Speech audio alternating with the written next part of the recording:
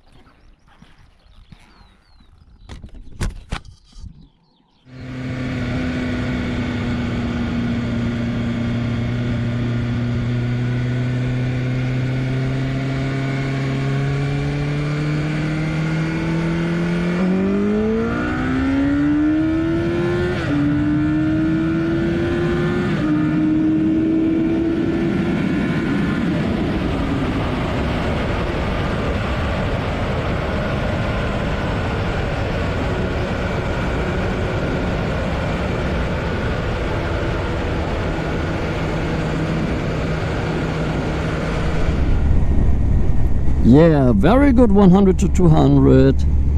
And I tried shifting without using the clutch, and yes, it's worked very well. Of course, it's not that fast as the new super bikes, but it's below 6 seconds is very fast, I would say. So have fun and ride safe.